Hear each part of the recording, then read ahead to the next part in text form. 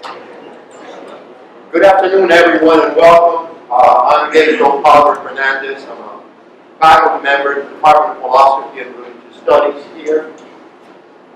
It was very clear to some of us that as a university community, we ought to provide an opportunity to reflect upon the massacre in Pittsburgh in October 27th, where 11 congregants of the Tree of Life Synagogue were shot and killed.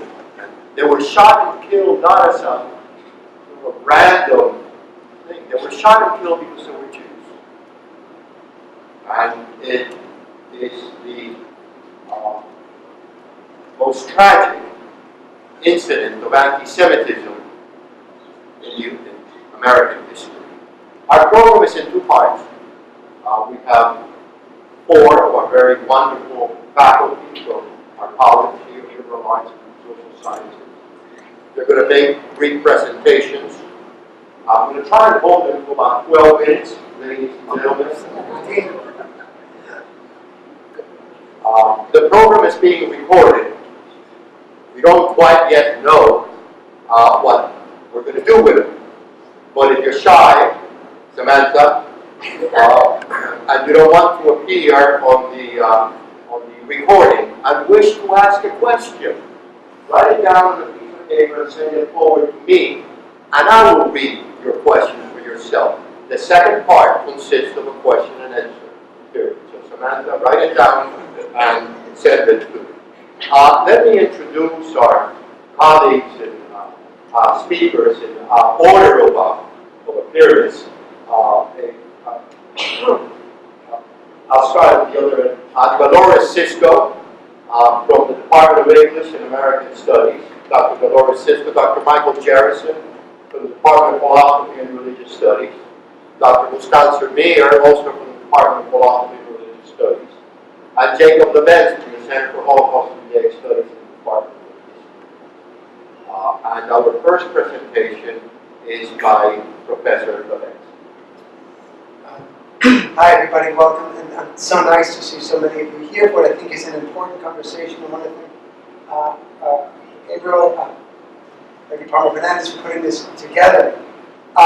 There's an old joke that historians of anti-Semitism often retell, which appeared in Hannah Arendt's Origins of Totalitarianism. An anti-Semite claims that Jews had caused the war, and his interlocutor says, yes, the Jews and the bicyclists. He says, why the bicyclists? And the answer, of course, is, well, why the Jews? And that's what I sort of want to unpack with you and work through with you today, this question of why the Jews? Where does anti-Semitism come from? And I'm not going to provide you with a full answer, but I want to bring you into a conversation that we scholars are having with each other. As I taught here after the massacre in Pittsburgh, modern anti-Semitism often appears as a conspiracy theory. In the middle of the 19th century, European conservatives began attributing to Jews a wide range of negatively perceived social phenomena associated with modernization, urbanization, industrialization, and the rise of finance capital.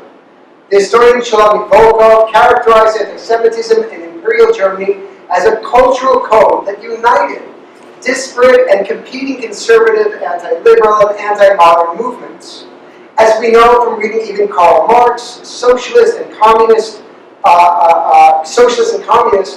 also used negative ideas about Jews to malign capitalism, even if anti-Semitism rarely, if ever, featured as a core component of leftist politics, in the same way that it did and still does on the far right. My own research, in fact, in part analyzes how Soviet bloc propaganda after the war portrayed Zionism not as Jewish nationalism or support for the state of Israel, but as an international conspiracy against socialism. On the level with racism and colonialism, which motivated, and this discourse motivated and structured the oppression of Jews and the marginalization of Jews in the Soviet bloc. Now, we owe the word anti-Semitism to the right-wing German nationalist Wilhelm Marr, who in 1879 founded the League of Anti-Semites and published an infamous essay, or now infamous essay, The Victory of Jewry over Germandom. Racial science, now developed through the 18th and 19th centuries, and offered an explanatory and sustaining framework for this way of thinking both about and with Jews. Building upon the Enlightenment compulsion to classify and categorize, scholars assign Jews to the Semitic race, alongside Arabs, reflecting the geographic and linguistic roots of Hebrew, and it mattered little to them that Jews had not spoken Hebrew as a language of daily communication for hundreds, if not thousands of years, and that Jewish communities had existed in Europe for over 2,000 years at this point. These racial categories were used to confirm already existing ideas about the different groups in the world and to cement in hierarchies of oppressive power and to restrict the promises of liberalism to a specific community of white or European Christians. Biologized anti-Jewish conspiracy theories reached their apex under Nazism, which was founded on what the scholar Saul Friedlander called redemptive anti-Semitism. The idea that the Aryan race, which doesn't exist, could only secure its survival through the complete destruction of every member of a purportedly antagonistic and parasitic Jewish race. Nazis conflated Jews and Jewishness with Bolshevism and attributed to Jews those very best ideals of liberalism, which they believed hampered Aryan achievement. The Nazis did not hate Jews for their religion. They directed violence against Jews simply for existing and for purportedly doing what they believed Jews did inherently as Jews. So this leads to the question of why the Jews, right? We still have an answer there. Scholars who seek to differentiate modern anti-Semitism from other earlier forms of Judeophobia attribute it to the social positioning of Jews in Europe, their visibility in certain professions, and the particular way that newly emancipated Jews benefited conspicuously from modernization and therefore could function as a symbol for any number of ills and negative perceptions of liberalization. In my own work, I build upon contributions of scholars like Zygmunt Bauman, who have focused on the ambiguity of Jewish national belonging at a time of rising nationalism, that is, when communities started to think of themselves as Germans and Czechs and Poles. A tension existed between a theoretical belief in the desirability of Jewish integration and persisting doubts about the impossibility of that same project. The ambivalence around the place of Jews in society reflected in the very fact that the inclusion of Jews was subject to unique processes and questions to which non-Jewish Europeans were not subject. In times of crisis, this ambivalence about Jews gave way to an anxiety which manifested as anti-Semitism, an intolerance for the objects of ambivalence, in lieu of an interrogation of the systems and histories that produced the ambivalence in the first place. Hence the popular tropes of Jewish disloyalty, which continue to surface in anti-Jewish politics today. So this is also where scholars part ways, and not only in terms of the different theories for explaining exactly how this form of modern anti-Semitism works. One school advocates for making a firm distinction between medieval Christian anti-Judaism, which I'll explain, and modern anti-Semitism. It emphasizes historical contextualization and change. It can also focus more on Jewish choices, though usually without blaming Jews for anti-Semitism. It just writes Jews into the picture. The other school focuses on perceived continuities of Judeophobia, fear of Jews, from antiquity into the present. It portrays anti-Semitism as an eternal and even unchanging problem, sometimes a virus that manifests in different guises over time. So what is, before we move on, Christian anti-Judaism? Christianity and Rabbinic Judaism, the type of Judaism that you'll see around you today, emerged together and in conversation with one another in the first centuries of the Common Era. They promoted competing interpretations of the Hebrew Bible and who the community of Israel was. Early Christians maligned Jews as materialistic, legalistic, and obstinate for failing to accept the divinity of Jesus and the New Testament. St. Augustine, however, argued that Christians should tolerate Jews, since by their very existence they testified to the truth of the first revelation, and in their subjugation or subordination to Christians, attest to the supersession of Christianity over Judaism. The separation of Jews from Christians, which was both mutual and always incomplete, contributed to the social positioning of Jews between Christian rulers and the Christians over whom they ruled. This in turn fomented popular anti-Semitism or anti-Jewish resentment and violence that was expressed on religious terms, and in the High Middle Ages, through new fantasies that demonized Jews and Jewishness. A difference between anti-Judaism and modern anti-Semitism, of course, is that only with anti-Judaism, at least into the 15th century, did conversion offer a way out for Jews. Right? When Jewishness is racialized, you can't convert out of it. Right? That's why the Nazis murdered people who understood themselves as Christians, because the Nazis considered them Jews. Now, Jonathan Judakin, whose recent article has influenced my talk today, or at least the form of it, has offered a way out of this debate between the so-called eternalists and historicists, or contextualists. He writes, quote, "What has endured are persisting myths, images, tropes, or fantasies about Jews developed over the long history of Christian anti-Judaism. But these representations are reworked in different ways in different periods to serve different ends.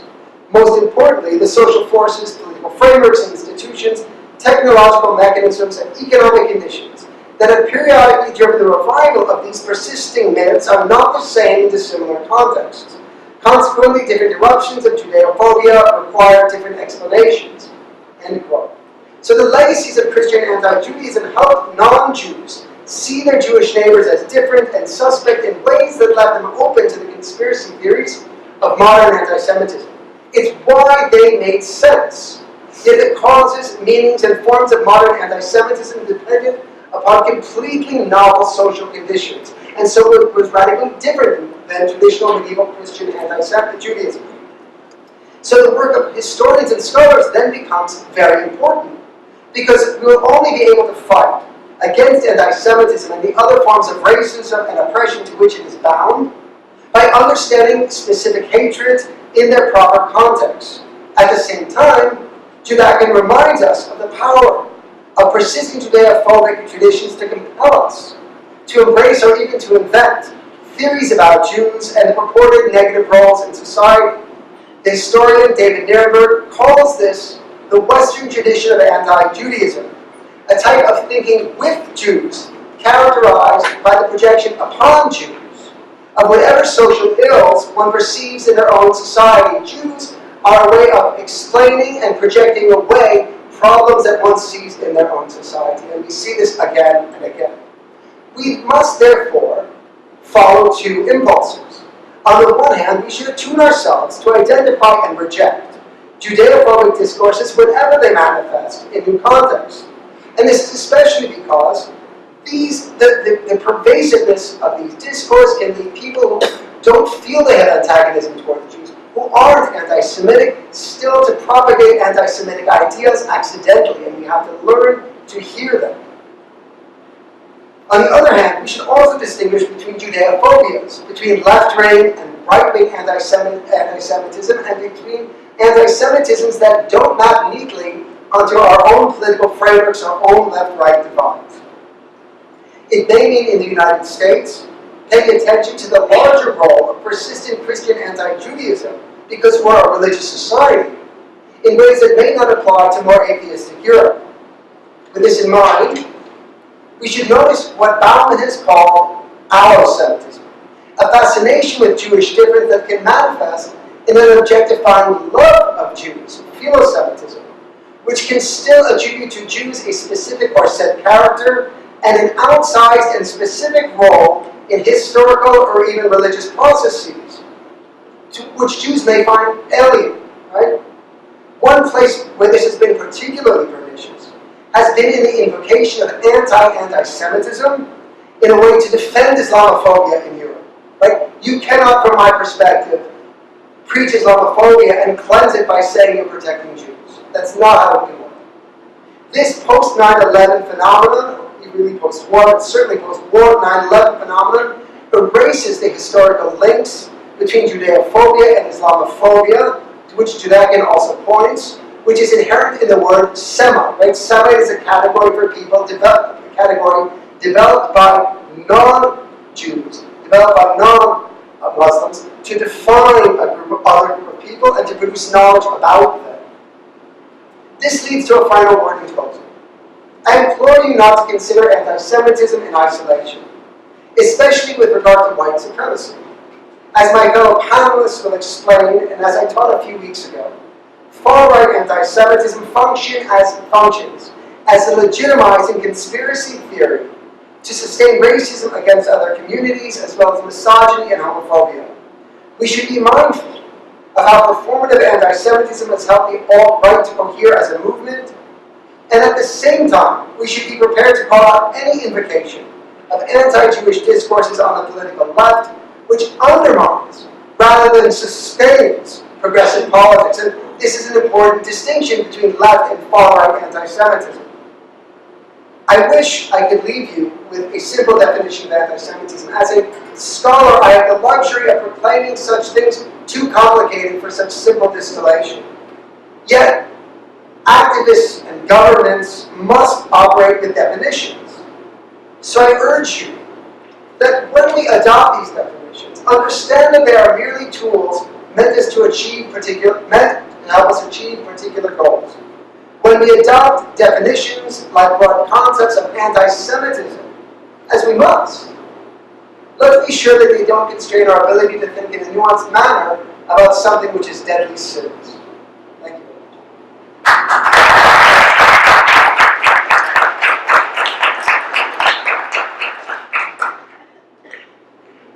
Dr. Michael Jerrison.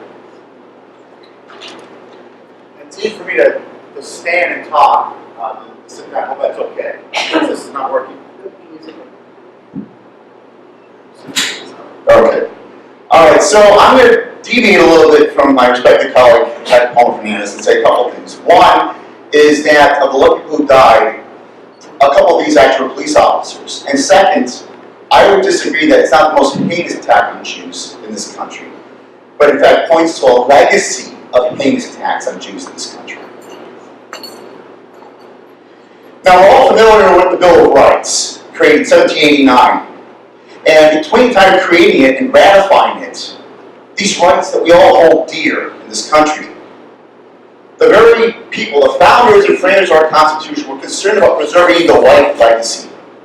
So they created what's called the Naturalization Act in 1790, which said that only people who were free white would get the Bill of Rights. They would become citizens. And implicit in this, by the way, was free white males. This is a time period where they didn't want to talk about enslaved Africans as people, but as property, and wanted to preserve a sense of purity that persists, I believe, to this day. Now, another point in history I want to call attention to is after the Civil War. We're all familiar with the assassination of President Lincoln. Lincoln was killed by John Wilkes Booth. But what is less known is the fact that John Wilkes Booth was upset about the blurring of lines between blacks and whites, about the losing of this purity. And in fact, prior to going out to assassinate Lincoln, he invoked this, saying, we need to preserve the white heritage. And in saying this, it was not just simply an idea of race, but embedded was also a sense of religion, of Christianity. And they saw Lincoln as an impediment to this, because he blurred the lines. For them, it was a violation of nationalism. And it was his duty to assassinate the President of the United States. We see this also with organized groups. The KKK began December 24th, Christmas Eve, 1865, in response to the Civil War, in response to the fear of losing the sense of purity, of whiteness, of Christianity. And this is when we begin to see this taking place. But it began to dwindle in the 1800s, the KKK. But it was reborn in 1915 with the killing of Leo Frank, a Jew. It was rumored, or it was believed at the time, that Leo Frank was the killer of a young Christian white girl. Right? The killing of, the violation of this purity of this young female body. And so they lynched him. And this was the creation of a new KKK. It was announced in the wake of killing him that the KKK was reborn, in which they were not simply concerned about issues of blacks and whites, but of Jews, of Muslims, of anybody who was not part of the pure race, being white and Christian. They were not alone in this. Our U.S. government, as I mentioned before, the Naturalization Act, which preserved this idea of restricting rights through and past the Civil War, also was engaged in the first creation of concentration camps. So I want us to think about the fact that Nazis don't really originate from Germany. They originate here. So the first concentration camps actually were the immigration depots. South Dakota, you can see up this, other places, for Native Americans. This took place for over 30 years. We found this later on in World War II, where we had Japanese internment camps, both in Canada and the United States. And while some German Americans were also put in places, two in the United States, there was a massive abduction and forced residency of Japanese Americans because they weren't white, because they might not be Christian, because they were a threat. And what's interesting of this too is that when the Nazis in Germany rose to power, they pointed to the concentration camps of the United States as a powerful way of showing them what they can do. This was a mapping for them. At the same time, in the 1800s, we had a rise of U.S. eugenicists. These were scientists interested in studying, not theory or humanities, which was weak and subject to the interpretation, but science. It was hard science, looking at the ways in which different people at different levels of ability. They looked at skulls, talked about the fact that you could see how certain people were closer to the ape, and others were closer to being more civilized. Of course, this is, we look mostly at the Anglican and Scandinavian as the aspiration of what we should be. But deviating from that was not only people who were black, but also those who were considered to be impure.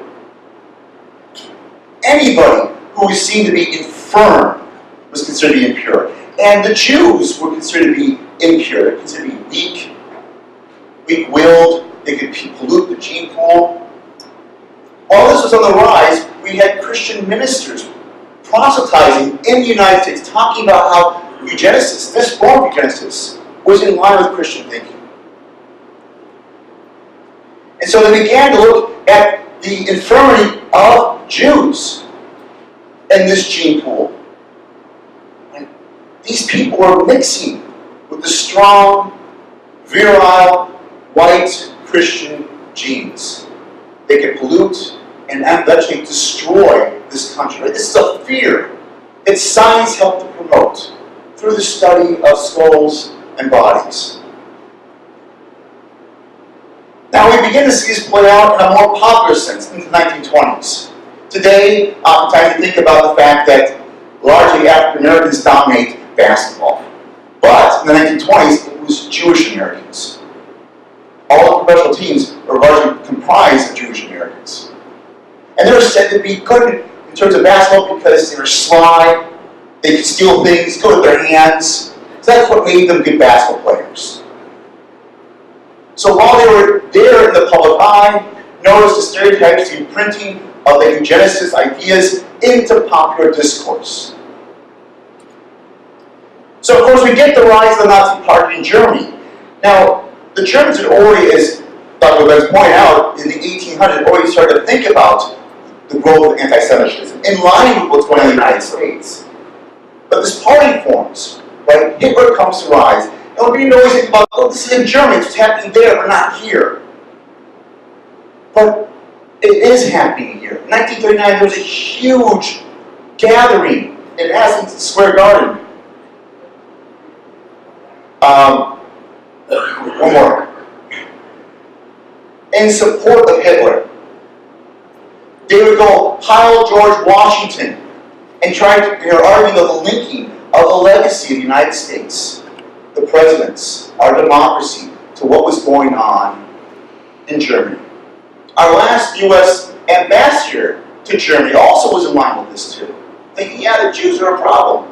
Well, what the Nazis doing is kind of a good thing. So, again, it's not that it's over there it's happening, it's here. And when the Nazis were rising to power, they invoked the ideas of U.S. eugenicists, concentration camps, saying, these are good ideas, we should apply them here. So again, the Germans didn't invent Nazism. They applied U.S. ideology, U.S. practices into what became the Holocaust. Now we've seen changes in this sphere we call hypodescent. Hypodescent meaning the fact that you should be 100% pure. No drop of non-white blood. And in fact, states began to ratify this too. So you need to be, for example, in Virginia, I believe it was like, if you had 1/16 of Negro blood, you were black. If you were in Florida, 1/8 Negro blood, you were black. In Alabama, you had 1 drop. Just 1 drop of anything, you were black. The blacks became a thing of not being white. In fact, in the 1800s, we only had 3 races: white, black, and red. Derogatory term, of course, for Native Americans. And people were placed into there. Irish, Italians didn't make the white cut initially, by the way. They were placed in these other races. And in the 1970s, right, after the Civil Rights Act, there began to be concerns about what's happening. We're polluting the gene pool even more. So in 1979, the Grand Dragon of the KKK, Don Black, gave speeches about what needed to change to make America great again. Although he was involved with the KKK, he took a different route. He founded Stormfront, and said that we should stop thinking about white supremacy, because that's not really what we're supposed to be about. It's to be white nationalism. Because really, we're not going to be discriminated against in this way. We just want the whites over here, the Jews over there, the blacks over there, just to be separate but equal. Just like the drinking fountains used to be before the Civil Rights era. That was okay. And to this day, you can go on the website, the screenshot I just took last week of Stormfront. And when they began to push the idea of white nationalism. It's not white supremacy, it's white nationalism. This is okay. Welcome to Stormfront says, we are a community of racial realists, right? Not these liberal fantasists arguing for inclusion and ignoring the threats to the United States. We are white nationalists who support true diversity and a home for all people, including ours. We are the voice of new, embattled white minority, right? This is the fear that whiteness is losing its purity, it's shrinking, it's going away. The problem, of course, is that whiteness is fluid. Whiteness as a race is invented. It's constantly shifting. So how can it be embattled when it was never clearly there to begin with? We've had a legacy in this country of white male serial murderers. It's usually the white males. Oftentimes they're Christian. And many of these have targeted Jews because they see Jews as a threat to this country. They see themselves as patriots. And they're not simply coming out of a vacuum. They're coming out of groups that have fostered and persistent myths about Jews being a different type of genetic human. These are the ones that had horns that they had to iron off right before they come into society. David Rice murdered the Goldmarks in 1985. The Goldmarks were a family involved in politics, but they had an early history of flirting with the idea of socialism. These are the dismissive charges of conspiracy. The Duck Club, which where David Rice came from, talked about the fact that the Goldmarks were part of this Jewish attack on the United States, violating what could be our security, what we need to do. So David Rice took it upon himself to make things right again and kill the Goldmarks. And when he went, he was imprisoned, and when he put to death, he died thinking of himself as a hero because he's preserving the white race. Dylan Roof, his murder at a historic black church in 2015 came about from visiting the Council of Conservative Citizens, a part of a white nationalist group, talking about the fact that whites every day, white women are being raped and killed by black people. And Dylan Roof writes in his manifesto that upon reading this, I realized someone had to do something, it had to be me. And went ahead and shot up all the people of this historic black church. And we had Robert Bowers, as Dr. Paul has mentioned, who had the murders in the synagogue. And he was very much involved with not just the Duck Club or Council of Conservative Citizens, but the Christian Identity Movement, who gave birth, by the way, also to Timothy McVeigh, who bombed the Oklahoma City building. And so for Bowers, he's not, again, a lone wolf. He's acting in a community, intergenerational, that has been bred to believe that Jews and others are a threat to white purity, to white nationalism. I don't have to keep my talk short, so I'm going to just get this more general. So here's an example of neo-Nazis and white supremacist organizations today with the KKK. This is coming from the Southern Poverty Law Center. They keep track of all the hate organizations. Hate organizations they label as organizations looking to simply discriminate a group of people, regardless of who they are. And so, look at where in the country the KKK is. It's not largely in the West Coast. We see it somewhat in the South, but it's really much over here, Ohio and the East Coast area. And in fact, the KKK has been known to be the most virile, most strong in 3 states, historically speaking. Indiana, Ohio, and Mississippi. Here are the organizations that identify as neo-Nazis. This is today, this is not before, right? This is again from the same organization, the Southern Poverty Law Center. Now, while it's more spread out, notice the collection of these. 3 right in the center of Ohio. Neo-Nazi organizations here in our state. Again, concerned, these are communities spreading the word about the fact that Jews are a threat. White nationalism is in battle. Skinheads. Again, we see some, quite a bit in California, but again, look at the East Coast. A lot here. And last but not least, white nationalists. Look how many are taking place here. Again, on the eastern side, white nationalists. Different groups, so whether it's KKK, neo-Nazis, white nationalists, and for the Ohio hate groups, they chart 31 in our state, looking to preserve a notion of purity.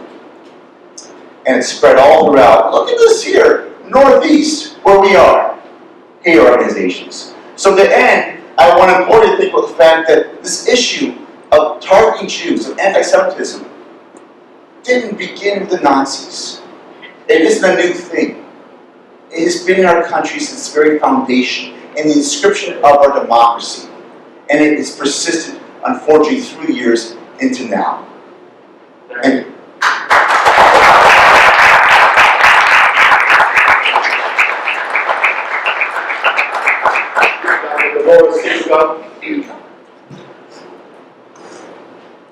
hello everyone, happy Thanksgiving. I'm happy that you're all here. I just want to talk about American Jews and African Americans who have been allies for a very long time. There have been some fallout, some disagreements, and so on. And there was one question that has come up in the last couple of weeks, and that is about Black anti-Semitism.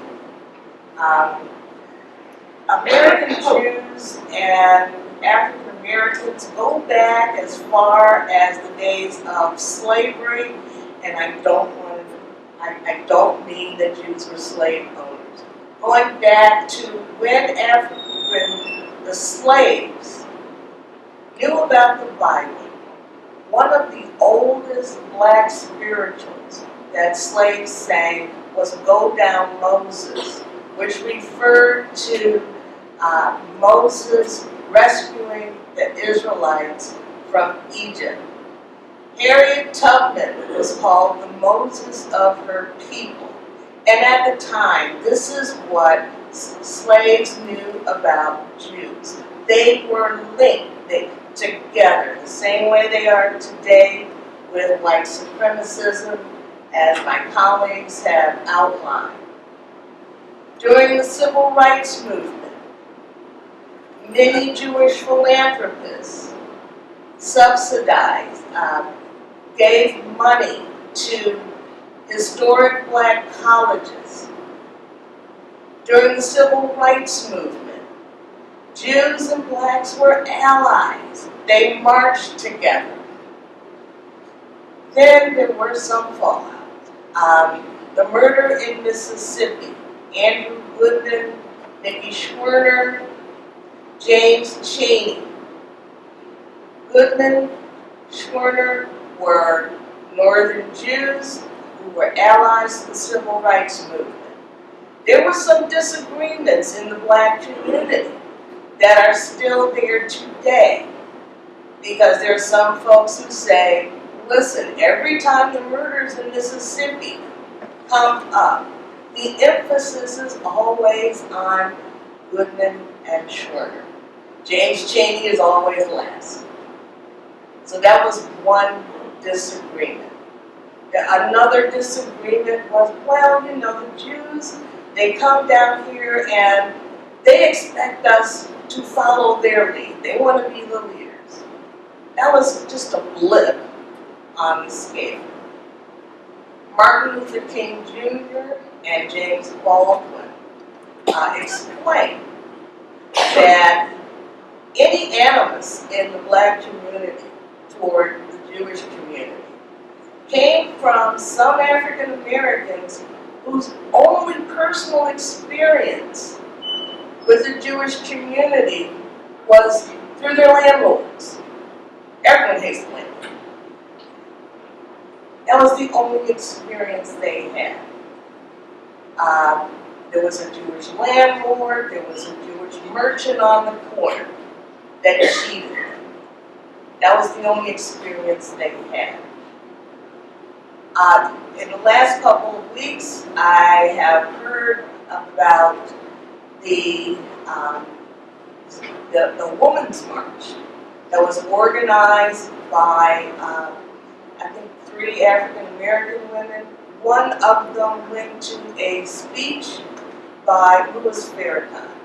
I've had 2 questions about black anti-Semitism and Louis Farrakhan. The one woman who did go to Farrakhan's speech said, well, he was helpful when my father was murdered. That was it.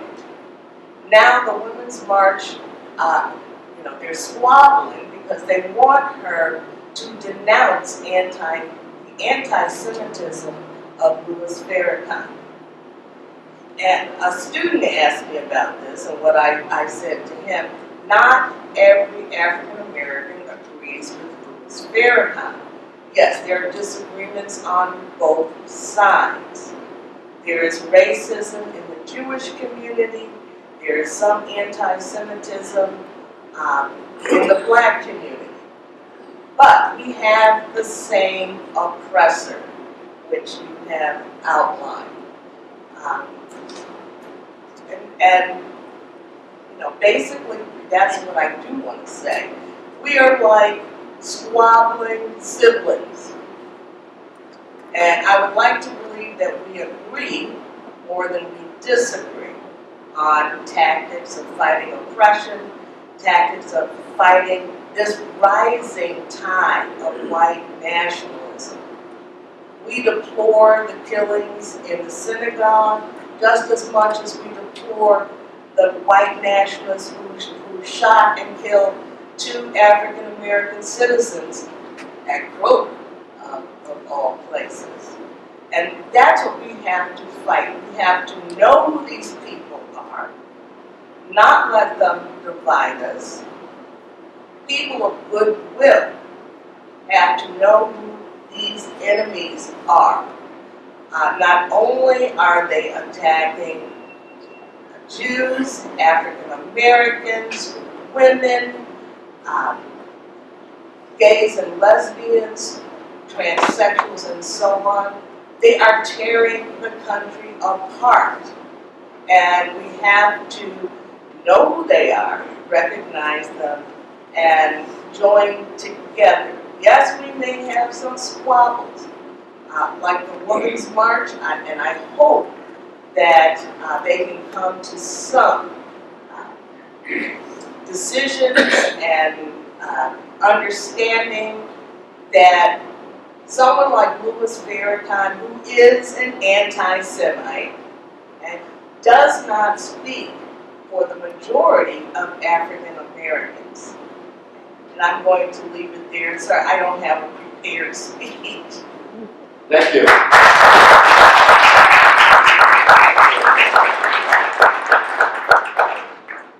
I just want to interject for one moment, and I apologize for doing so. I think there's a lot to say about not only the controversy within the Women's March, but also why there's so much attention directed against it. That's not really what I want to address here. I do think it's important to remember that, just as I explained, that we've been trained to think in certain ways that reflect long-held Judeo-phobic perceptions. The same thing operates with anti-black racism. I think things are bound up together. What I just want to mention, because it's important, is that there are black Jews and there are Jews who are black, and that Jews are a multiracial community as well, right? So when we talk about these divisions, the people hurt most by these things, right, are black Jews who can face anti-black racism in the Jewish community and then anti-Semitism in the black community. And we're really bound up in this fight together, to echo what Dr. Sisko said, but I wanted to make that clear before we move on.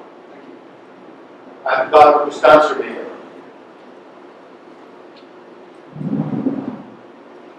The title of my talk is Footnote to Anti-Semitism, Islamophobia.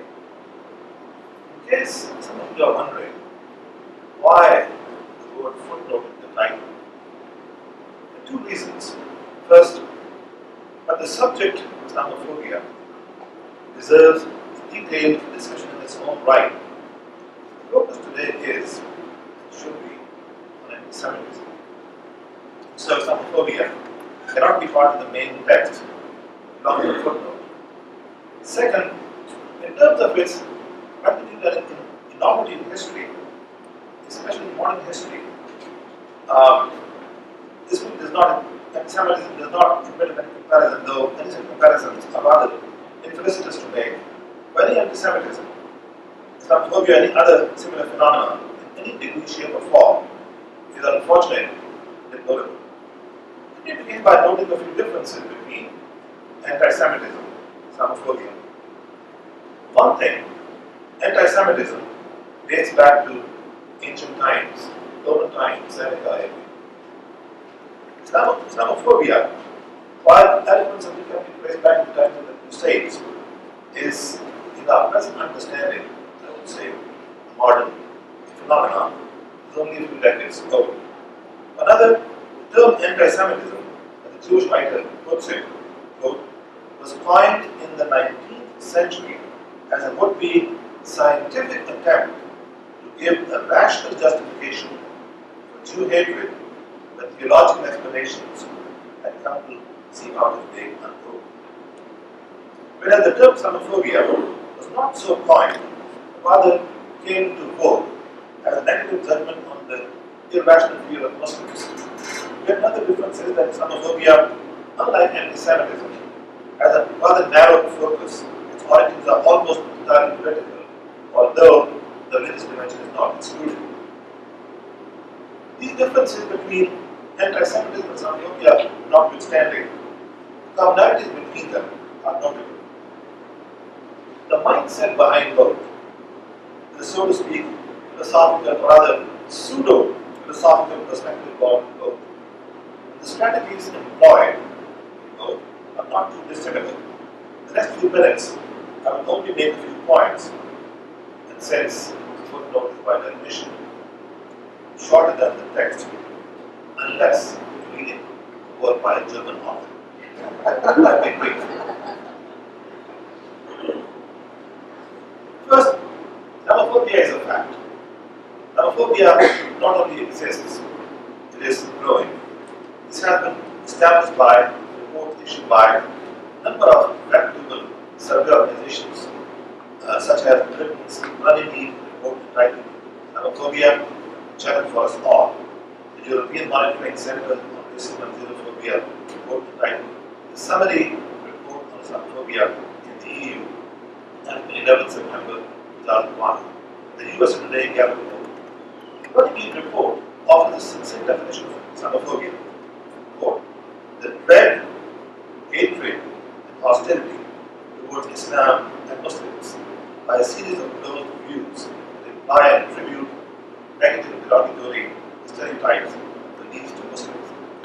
the similarity with the anti-Semitism that I put mine there too. Second, Islamophobia is typically a Western phenomenon. Its underlying presumption is that Islam and the West have little in common.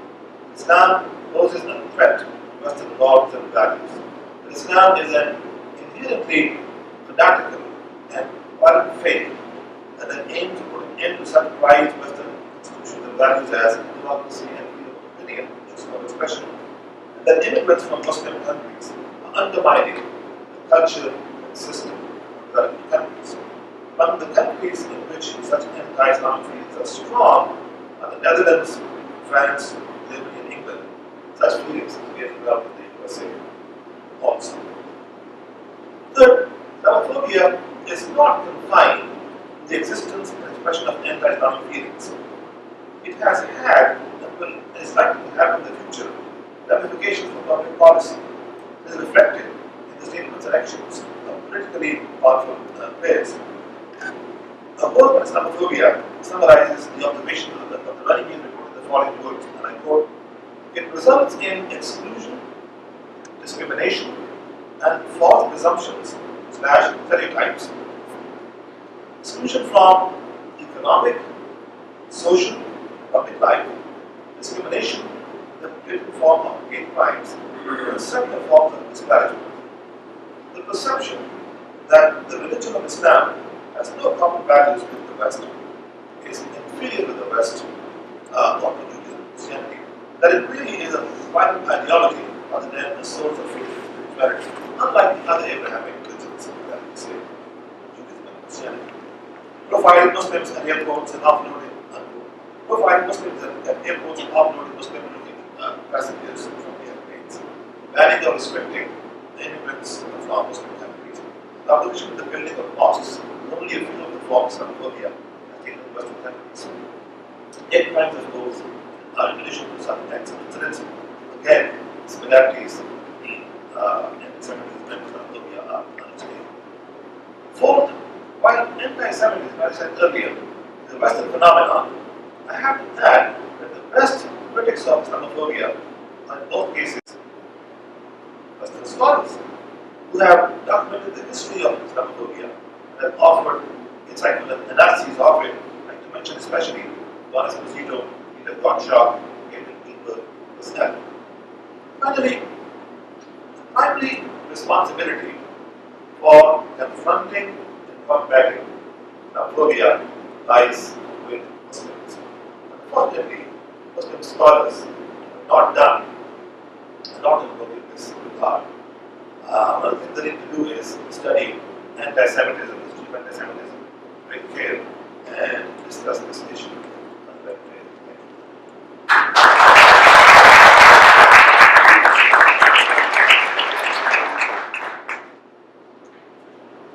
If I can make a brief note, a footnote to a footnote here. So unfortunately, I think the Islamophobia that Dr. Mir has mentioned in the West is very much embedded in Asia right now.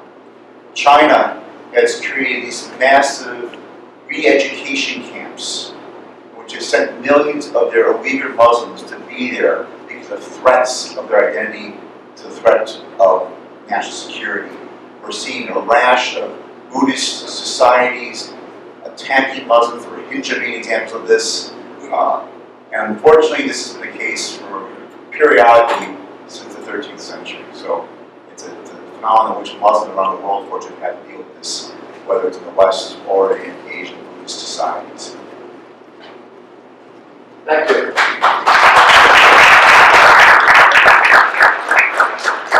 We've got some time for questions. You can write them down, or Samantha, or observations, comments.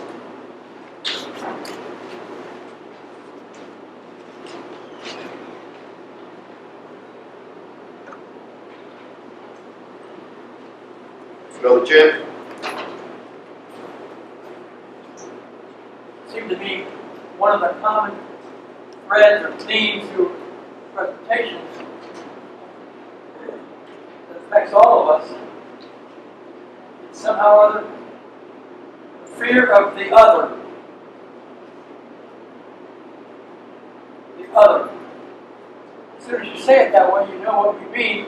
The other is someone I don't know. And unless each of us takes it upon ourselves to get to know the other, this will go on forever. But there's lots of others out there who need to know that they're important, that they're as human beings as any of us are.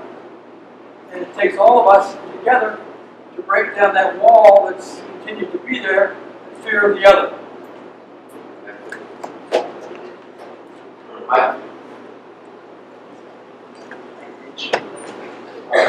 I definitely agree with what you're saying. The fear of the other is very rampant. One thing about fear is that in this time period, people argue about we're in the age of anger. I disagree. We're in the age of fear right now. Fear is a primary emotion.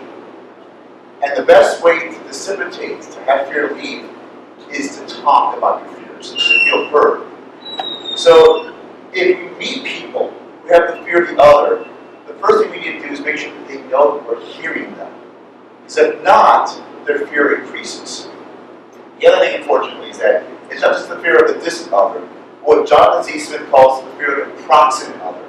That one that's so much like us, but not like us. It's this sort of angry antagonism I realized when I moved to Ohio about Michigonians, which are right close to us. What's the issue with Michigan? Right? They're Midwesterners, but or when I moved to Chicago, the White Sox and the Cubs, right next to each other. But in terms of religion, Christians have not expressed a lot of fear about Buddhists. It's the fear of Jews and Muslims who are the proximate other. They're so close to Christianity, it becomes dangerous. And say one thing, that is, see, fear of the other is basically fear of the unknown. But once you get to know the other person, that fear should disappear. However, in the case of anti-Semitism and Islamophobia, even if you know the Jews very well, even if you know the Muslims very well, it's irrational fear that's self-inflicted. Because you have philosophized that. It's irrelevant whether you know the Jew or not. You're an anti-Semite, your fear will only grow more intense if there's an opposition from the, if there's an explanation offered. So I think that this is not simply fear of the other, it's a fear that you cultivate. So knowledge of the other, ignorance about the other is not an issue, I think, in this particular case. In some cases it is the case, not in these cases. I would add to that also, I mean, I think it was Freud who talked about the petty narcissism of minor differences, right? And when we studied the history of the Holocaust, right, where do we see most violence? Not from Nazi Germans onto Jews, when we see it from local communities, is in times of dual occupation, in times of anxiety where boundaries become placed in flux, in times of anxiety, of economic anxiety, that's where we see explosions of hatred. The anxiety about Jews, often in the 19th century and into the 20th century, had to do with the fact that it became very difficult for people to, by sight or through discussion, determine who is or is not a Jew. And this disruption of the easy ability to characterize in times of anxiety can manifest in hatred. Right? And we're living in these anxious times now, whether or not the stock market is booming or not, however you want to think about it, America, we're at a time now where we are feeling anxiety, and then that lowers our tolerance for ambiguity, ambivalence, for those very things that tie ourselves to one another. And I think that's something to look out for, because it is at those times of anxiety. Right? Dr. Jerryson said that fear is a primal emotion. It shuts down our abilities to think, and then we start relying on these well-worn discourses and frameworks that teach us to think about each other in another way. So in times of plenty and relaxation, and I see this in my work, in 1960s Czechoslovakia, you see a rolling back of anti-Jewish prejudice, anti-Semitic prejudice, and even pride in the efflorescence of a Jewish community. When anxiety returns after 1968, so too does a virulent anti-Semitism. Right? So you can see this waxing and waning movement that is perpetuated on the one hand by the cycles of anxiety in our culture, and on the other by these persistent and easy ways for thinking about, as Pastor Ray said, the other, right? So it's not only the person, it's these ideas we have that we have to work through. And I also want to add, just quickly, that it's also that anxiety and fear of changing demographics. In Europe, I keep hearing, well, England, for example, is changing. It's no longer my England. Other countries who take in migrants, immigrants from the Middle East, our country is changing. It's not Poland anymore. It's not Hungary anymore. It's changing. So you have that fear. Here in the United States, we're going to have Sharia law. Okay? I'm from Michigan, Dr. Jerrison, and there's so much fear and anxiety over a suburb outside of Detroit called Dearborn. There are constant conspiracy theories that says Dearborn is all Muslim and it's under Sharia law, which was a lie. But it's that fear of the other, but it's fear and anxiety of these changing demographics and people saying, I'm going to be belittled. They're taking something away from me. And it's not just, yeah, they're coming here for the welfare. There's something inside of people who believe in white supremacy. I'm not going to be supreme anymore. Okay. I think that's a question. Yeah, so a lot of you talked about racial purity as the origin of all of this, and while I have no doubt that that is still the motivation for right-wing anti-Semitism, especially what happened in Pittsburgh, I wonder if there's kind of a new origin of anti-Semitism that's kind of racial purity but flipped on its head. There's an old saying from Orthodox Jews that says that the problem with Christians today is not that they want to persecute us, but that they want to marry us.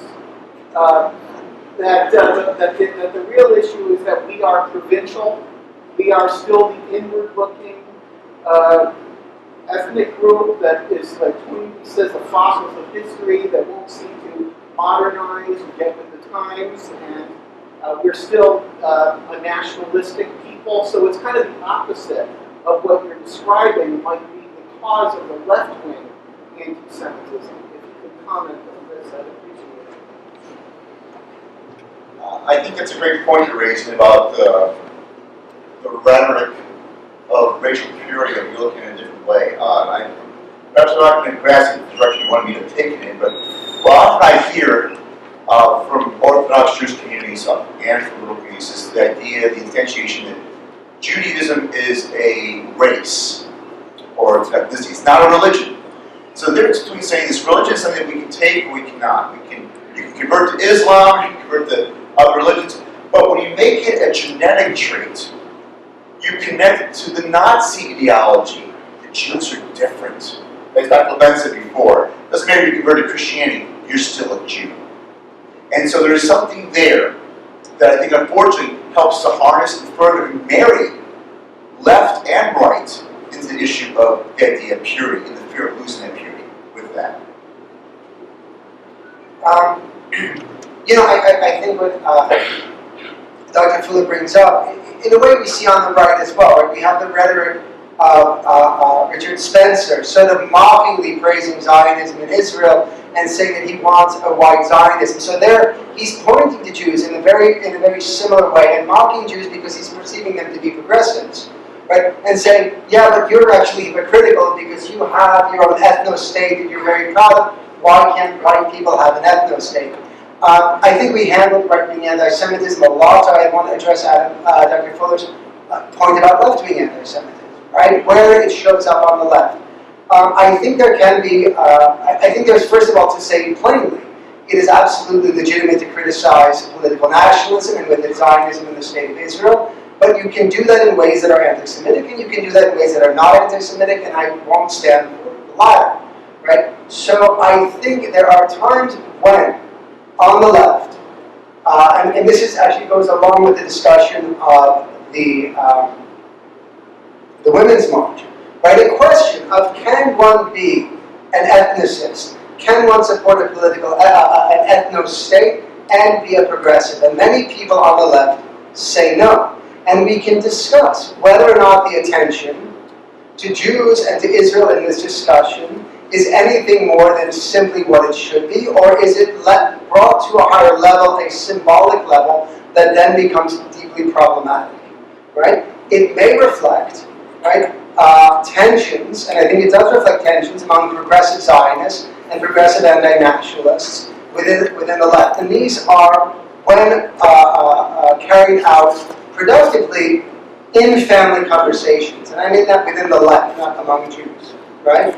There is a way, and I brought this up, and it draws from Cold War rhetoric, where Zionism and Israel become symbols for something greater than they are, and that is deeply anti-Semitic, right? Israel, I don't want to debate Israeli politics now, but you can have strongly anti-Israel or critical of Israel politics and not be an anti-Semitic. But when Zionism becomes a category alongside colonialism and racism, that's deeply problematic. When it is imagined to be a grand mover behind history in a way that it historically is not, that's anti-Semitism.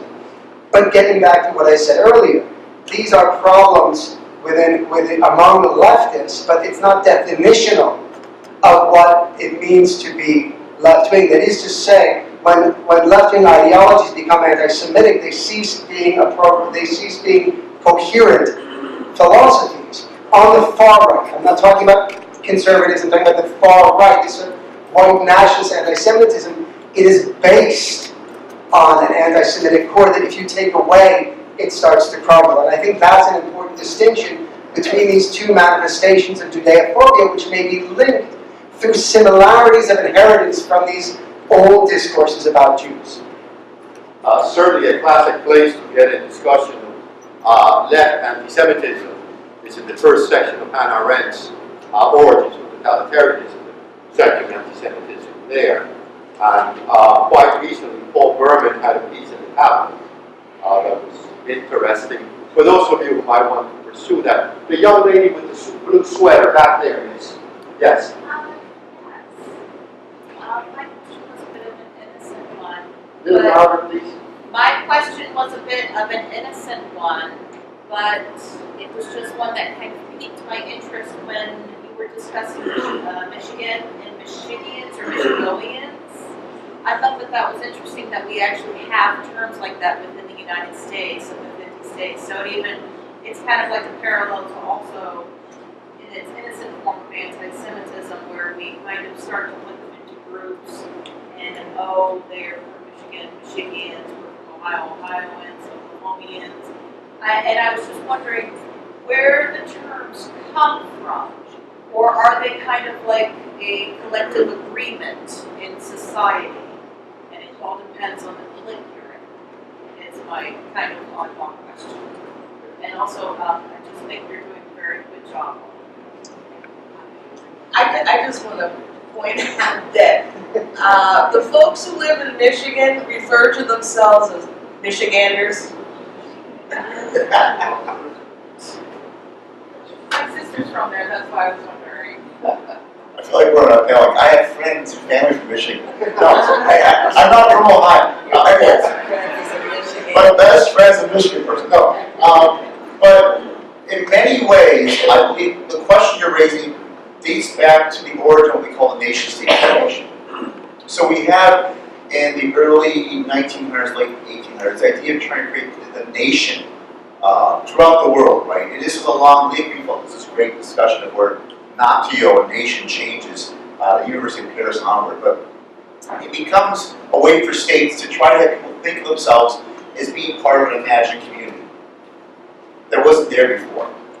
And it has a ripple effect in the States, we see this, right? So it's an imagined community of what does it mean to be in Ohio? To be in Ohio and be proud of that. Be a penguin, be proud of being a penguin. And while I understand the need for that, being proud, there comes with the flip side of that saying, who are we not? Who are we against? And so in some ways I think we might need to think of imagining beyond the nation-state project.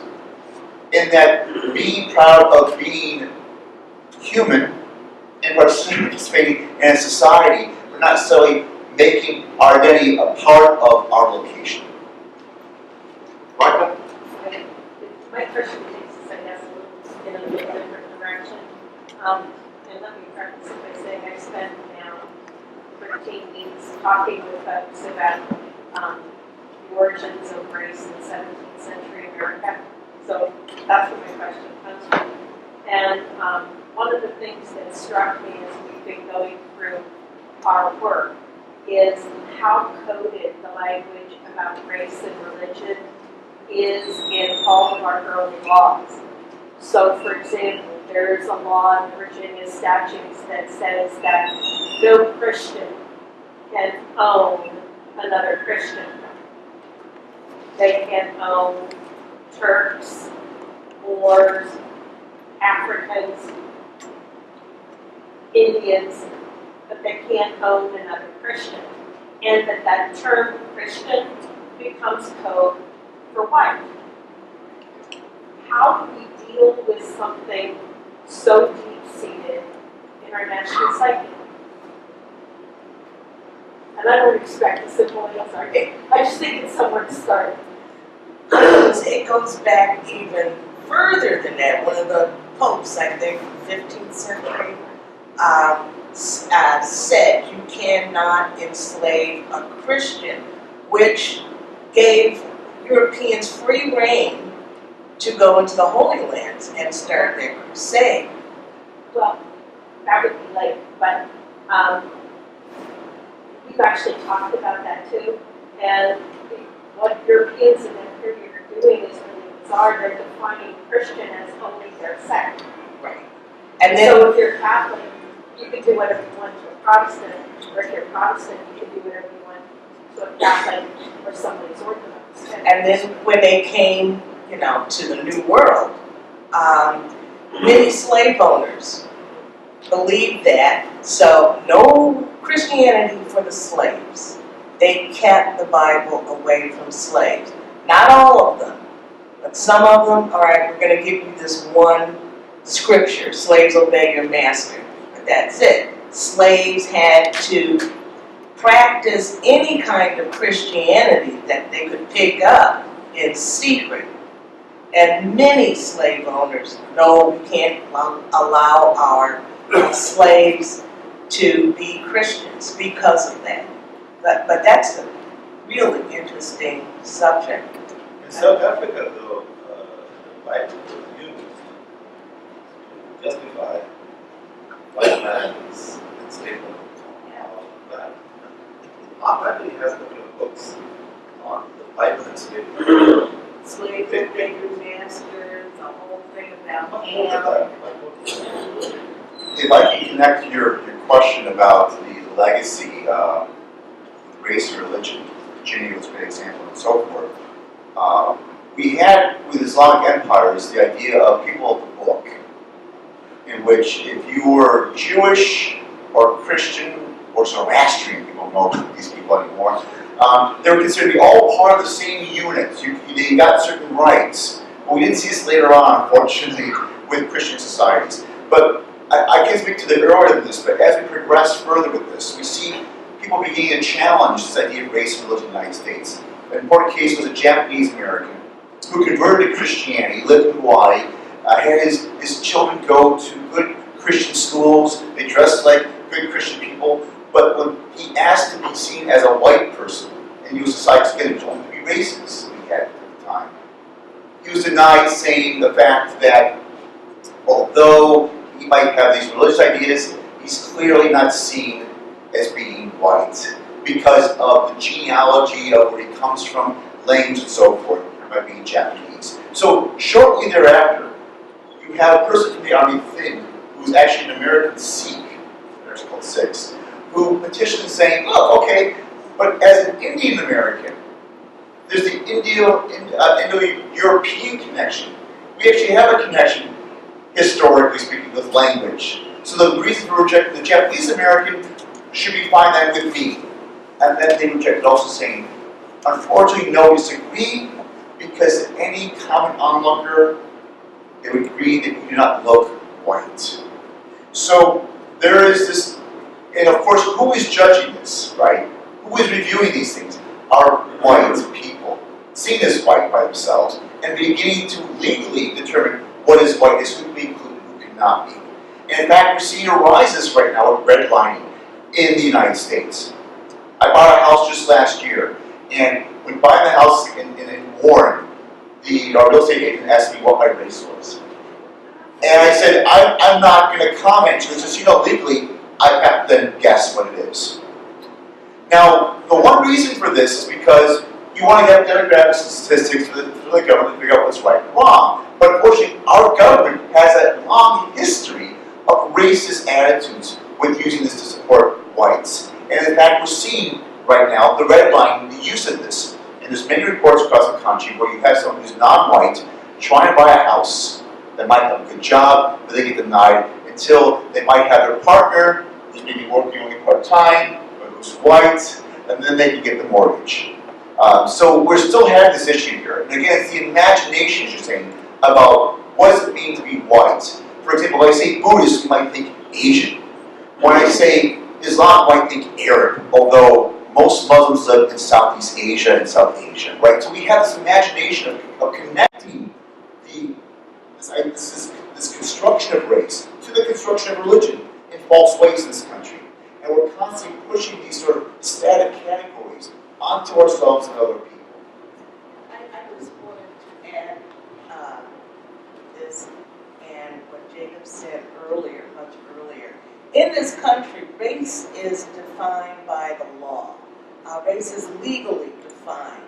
A person can be judged African American in one state and then white in another. And this was based on a legal case where a woman, I think she was Albanian or I forgot what she was. But again, in one state she was not white. Another state court said, you're white. So in this country, race is legally defined. We had state courts to determine who was not white. And I want to follow up on that. I mean, in preparation for this and another sort of article that I'm writing, I reread Leonard Dinnerstein's sort of foundational text from 1994, Anti-Semitism in America. And if you haven't read it, it's an important read. And I think it shows how bound up anti-Semitism was with whiteness and with Christianity, right? We see laws passed in the late 19th and certainly in 1921 and 1924, which are designed to single out and keep out Catholics, presumed not to be Christian, and European Jews and Slavic Europeans from Eastern Europe and Southern Europe, right? So there's this protection of what whiteness is, and as Dr. Jerrison explained, right, that gets extended. And here's where I want to comment. In the 1940s and into the 1950s, we see a whitening of the majority of the Jewish community who you now see as white Jews, right? This didn't apply to black Jews, of course, but this, right, and this whitening comes at a cost. It comes at a cost of understanding Judaism as a religion in the way that Protestantism functions like a religion, and it meant taking apart a lot of ways of Jewish solidarity, a lot of ways of thinking about the Jewish community and what it meant to be a Jew. It meant thinking about Jewishness only as something you might do on Saturday or Friday night in a synagogue. Right? Now, I'm not complaining, and it would be cynical to complain about the fact that my family benefited from inclusion into circles of white privilege, which allowed me to go to wonderful universities. I never needed anything in my life. But at the same time, this has come at a great communal cost, and it's fascinating to see, sadly, a younger generation of Jewish activists now trying to reclaim and excavate Jewish history for new and alternative ways of understanding themselves as Jewish, right? To say we shouldn't have had to pay that price, right? And so the word that they've been using is Christian hegemony, right? What does it mean that we get off for Christmas, right? Christmas is a national holiday. The university certainly lets me take off, and legally has to let me take off if I have a Jewish holiday. But it does mean the way that I exist as a white person in the world is in a white community that is founded around white Anglo-Saxon Protestantism. And just one sort of rejoinder to what Dr. Jerrison said, my folks worked in mortgage minorities. My father had a mortgage company, and the reason why they asked recently about your race is because in that subprime mortgage crisis or catastrophe that we had, they found that African American communities and minority communities in particular were targeted. So this is actually part of a regulatory response to racism in banking. So it may not necessarily be active redlining, it's actually trying to fight anti-black racism. We have about 10 minutes left, and I know there are 2 questions. Yes, first over here, and then, is that John back there? Yeah, and then John, you, please. Okay, I understand that. My cup runneth over. Dr. Gabriel, I first of all would like to say that when I saw your email about this event, it really, really piqued my interest. I teach in the College of Education. I am responsible for 4 first-year experience courses and a senior capstone course. Our theme in our first-year course is becoming a multicultural educator. And I have had just tremendous, very, very rewarding, satisfying time in the last 2.5 years in that, working with my students in that course.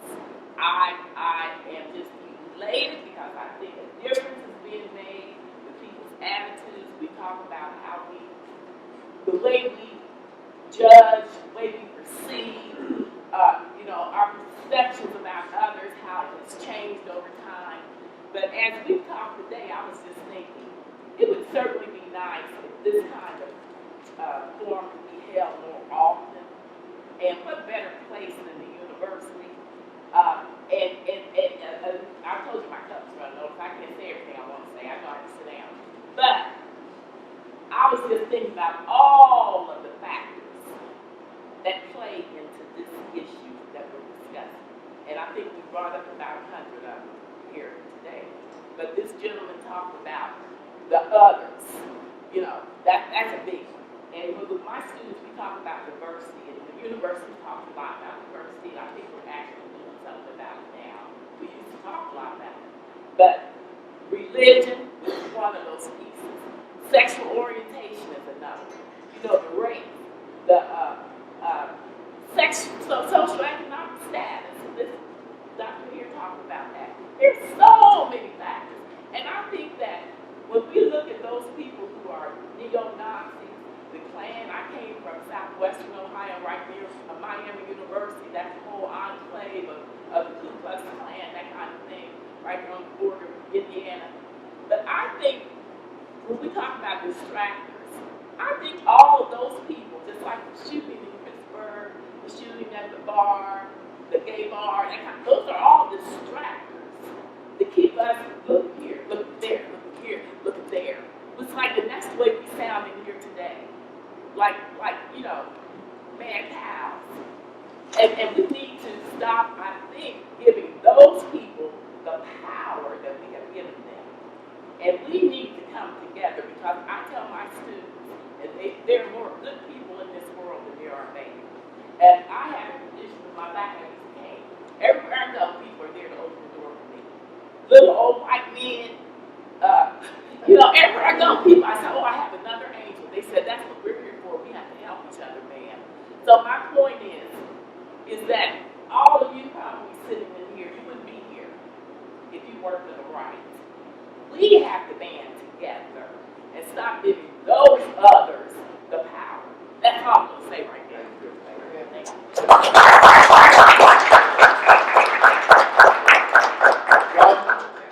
Briefly, concerning can you hear me all right? A little more, please. Yeah, concerning anti-Semitism, a lot of times we look at the Jewish people as a monolithic group, but within Judaism there are several different kind of sub-ethnicities. Like you have the Mizrahim, which are the Yemeni Jews. They speak a different type of Hebrew with some phonetics that are different, some customs that are different. You have the Sephardim in Spain, and I know in the foundation of the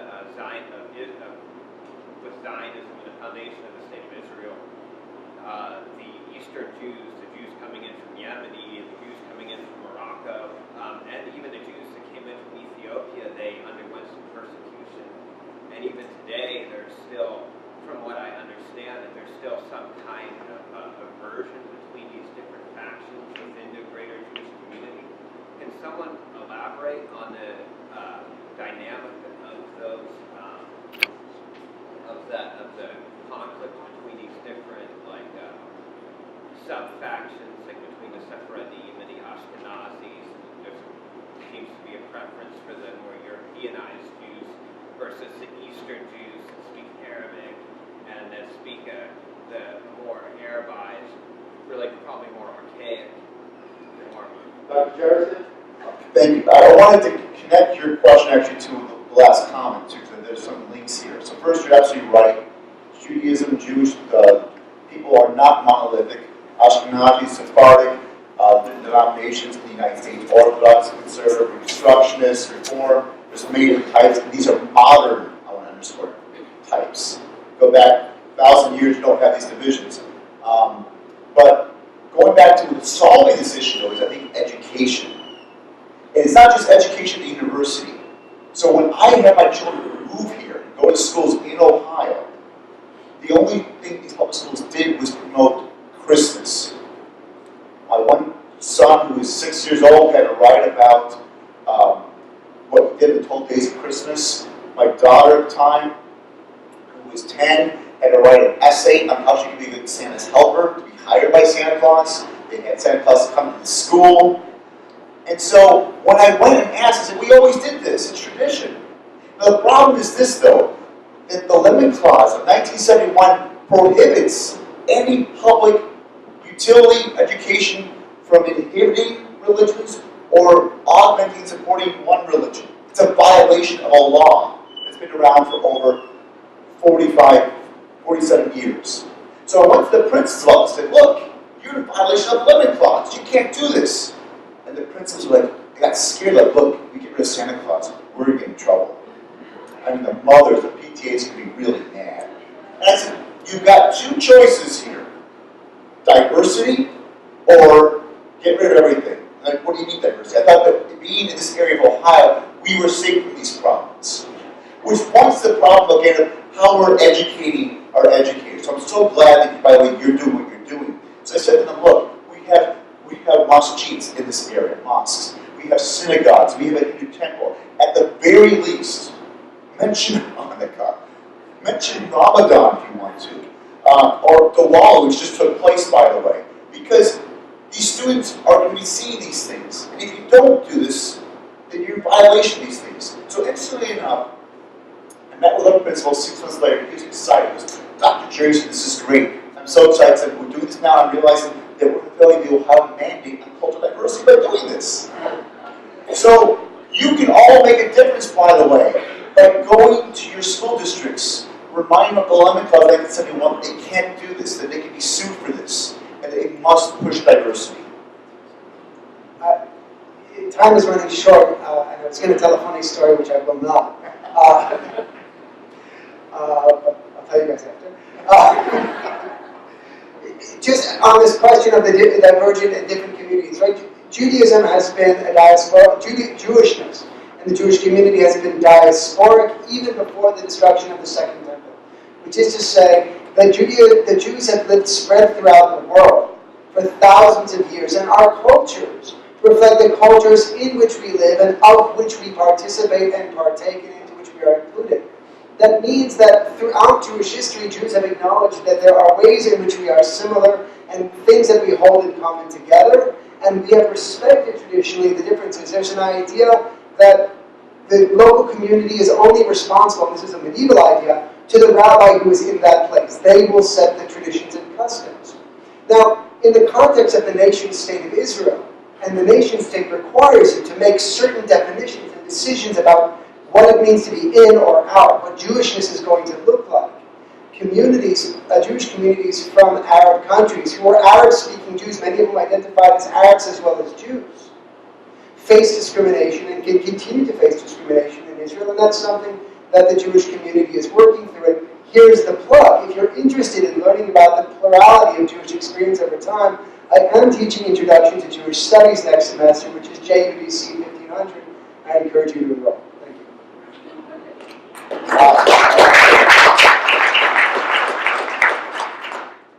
Anti-Semitism is part of a linguistic strategy, way of speaking. In Nazi Germany, Jews were called vermin. In Rwanda in the mid-90s, Tutsis were called roaches. And in a period of 2 months, by the use of a machete, 800,000 were killed. When Donald Trump started to run for president, he used the word